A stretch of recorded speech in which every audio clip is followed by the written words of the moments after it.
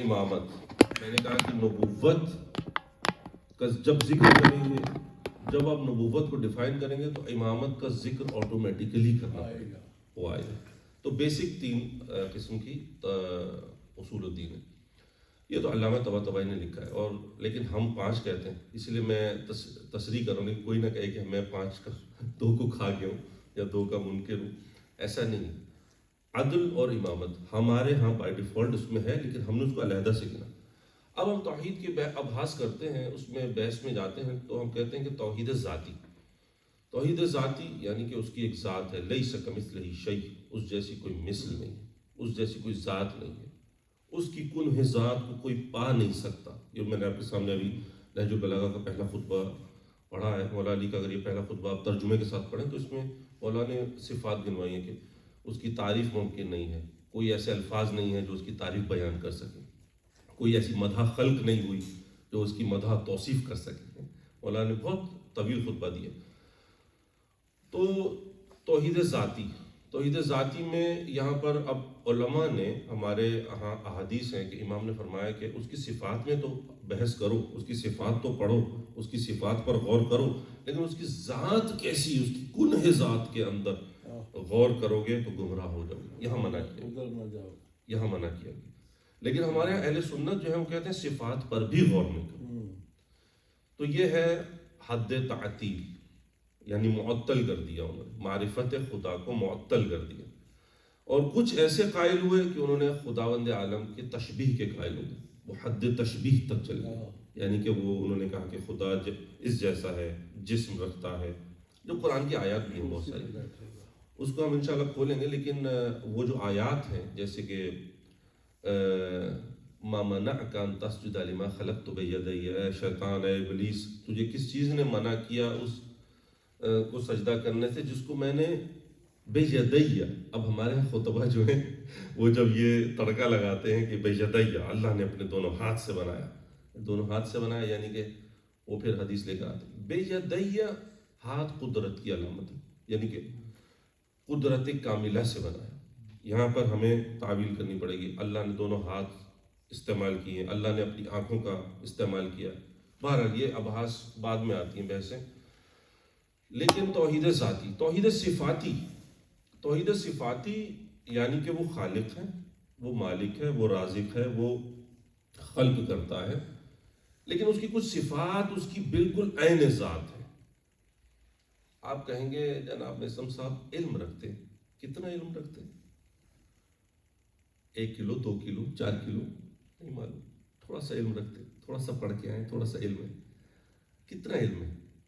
ہو سکتا ہے کل کو کوئی ایسی بیماری ہو، سب کچھ غائب ہو جائے۔ تو علم ایک اضافی صفت ہے میری، لیکن میری ذات کا حصہ نہیں، ذاتی صفت ہے، ایک صفت ایڈ ہو گئی، کوئی اور صفت کر لیں، مجھے تلوار چلانا آ گئی، مجھے تیر اندازی آ گئی، صفت۔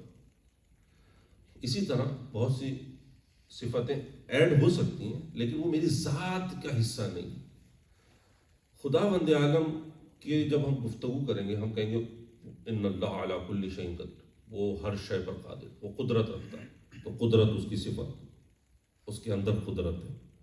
اب قدرت علیحدہ سے اس کے اندر ہے، علم اس کی ایک صفت ہے، وہ عالم ہے، ہر شے کا عالم ہے۔ انہ هو السمیع العلیم، وہ سنتا ہے، وہ جانتا ہے، سب کچھ جانتا ہے۔ کیسا عالم ہے؟ اس کو علم علیحدہ سے اس کی صفت ہے جیسے ہم میں۔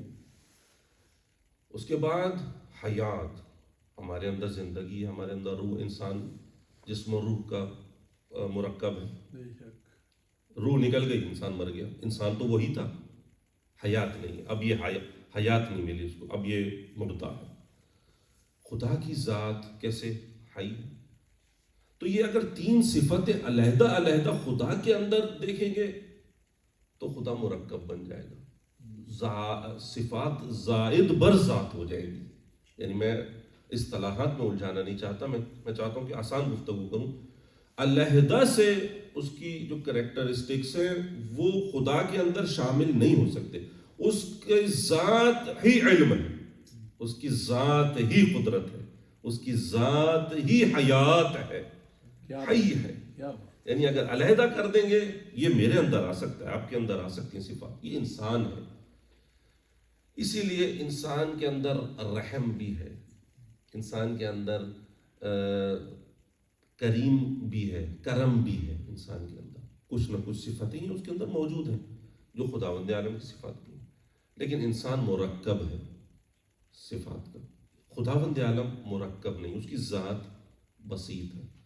تو ایک تو یہ ہے، جیسے مولا علی سے جمل کا ہے یا صفین کا واقعہ ہے کہ کسی نے آ کے پوچھا کہ خدا ایک ہے تو کیسے؟ تو کسی صحابی نے جھاڑ پہ لائی، کہا کہ یہ موقع ہے، یہ وہاں پر تلواریں چل رہی ہیں، یہاں پر یہ سوال کر رہے خدا ایک ہے تو کیسے؟ امام نے فرمایا اس کو سوال کرنے دو، اسی کے لیے جنگ ہو رہی ہے، اسی سوال کے لیے تو یہ جنگ ہے، اس کو کرنے دو سوال. تو کہا ایک کیسے؟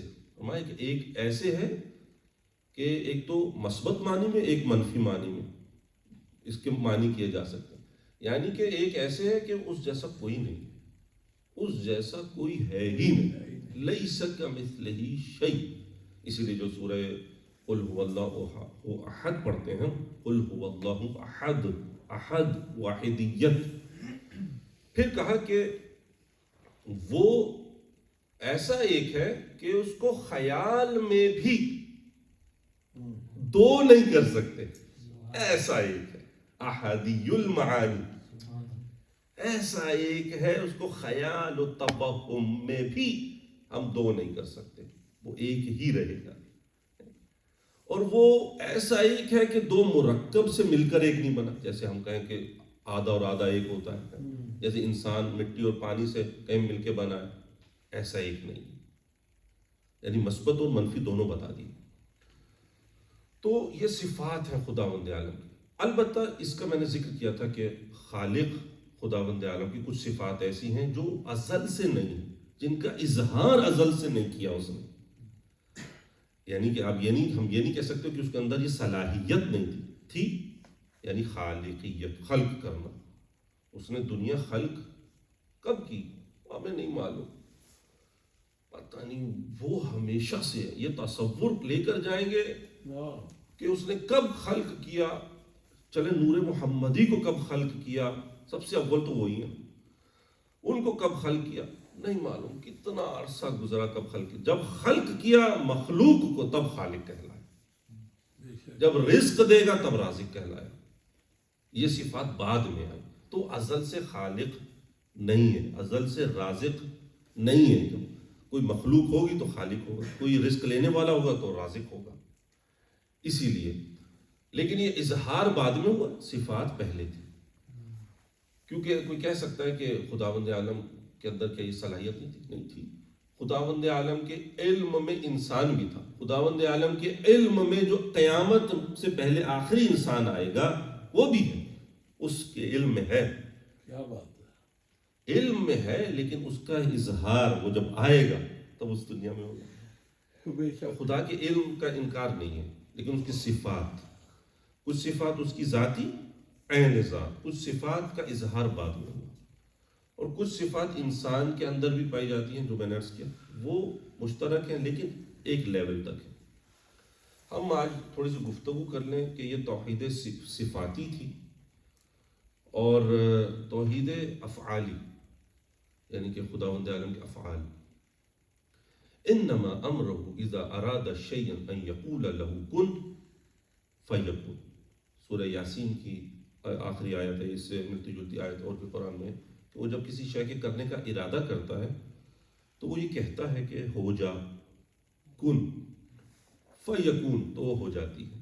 تو اس کے اوپر بھی ہمارے جو ہیں خطبہ اس پہ بڑے گھٹنے توڑتے ہیں کہ خداوند عالم کی جو زبان کہنے والی ہے، جو کن کہتی ہے، وہ جو بڑے شاعر بھی، بھائی کن اس کہتا نہیں ہے، وہ لفظ نہیں ہے. کن اس نے کوئی، اس کے لیے وہ محتاج نہیں ہے الفاظ کا.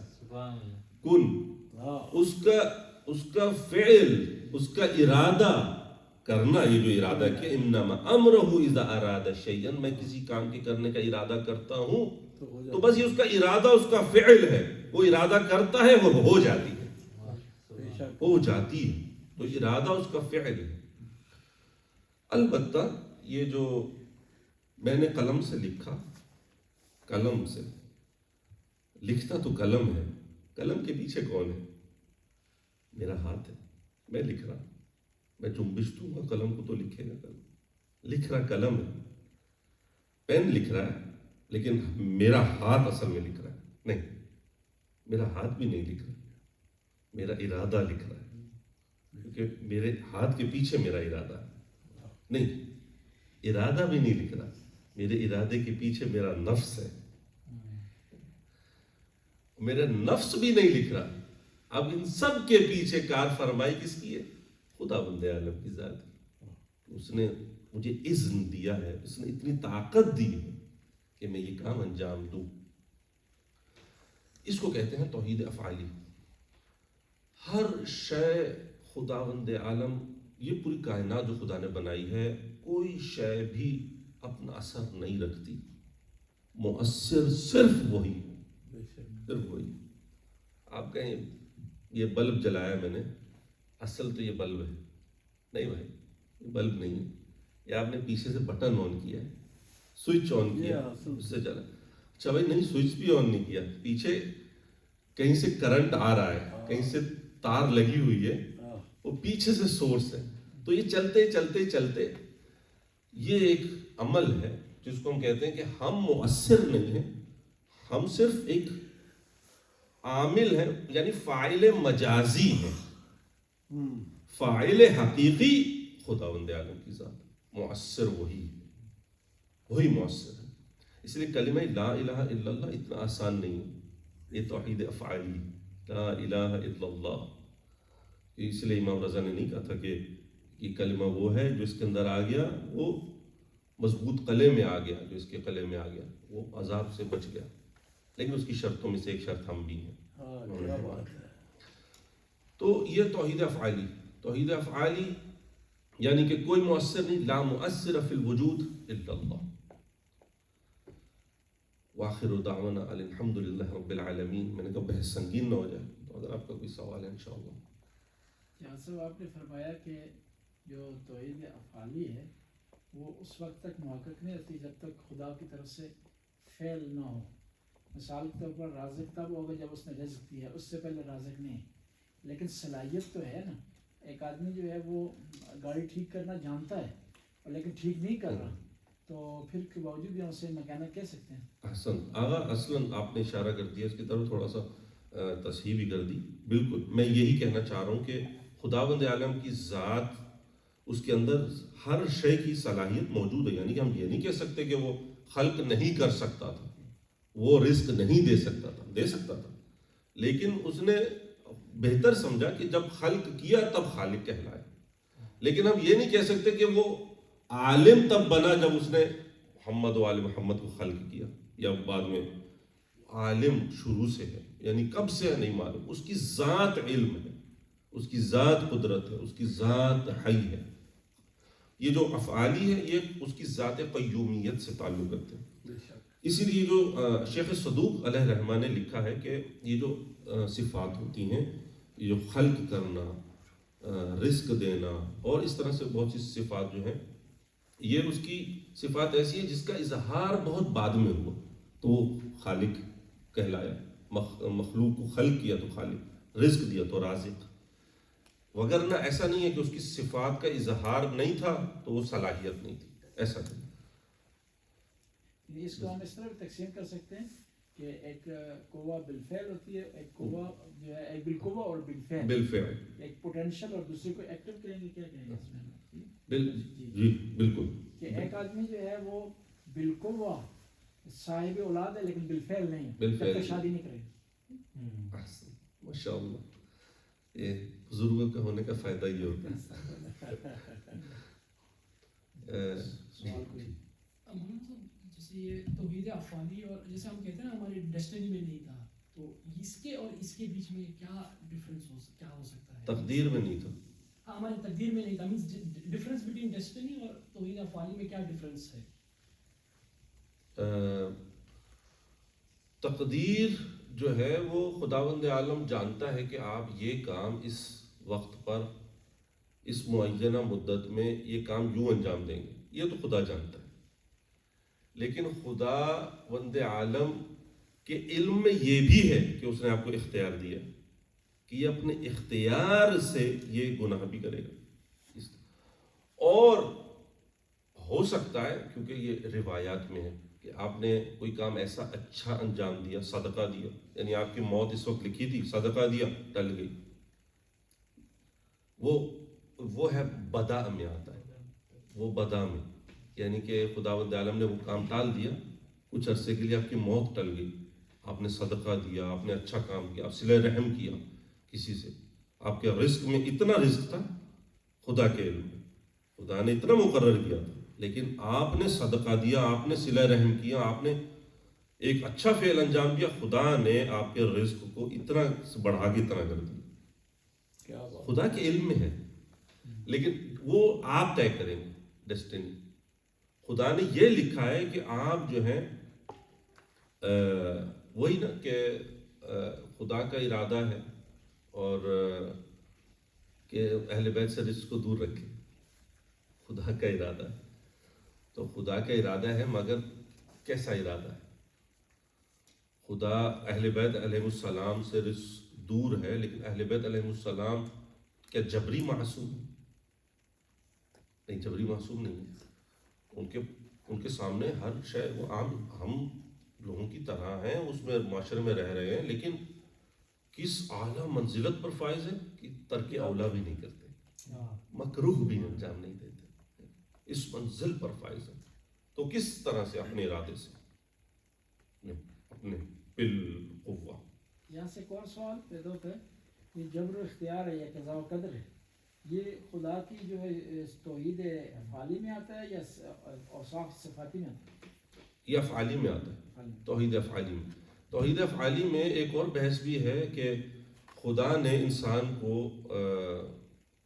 تفویض کر دیا ارادہ، یعنی یہیں سے ہمارے مفوضہ نکلتے کہ خدا نے آل محمد کو خلق کیا، اور خلق کرنے کے بعد یہ دنیا تفویض کر دی، اب یہ وہ چلا رہے، وہ خلق کرتے ہیں، وہ مارتے ہیں، وہ رزق دیتے ہیں، وہ نعوذ باللہ، یہ ایک عقیدہ ہے۔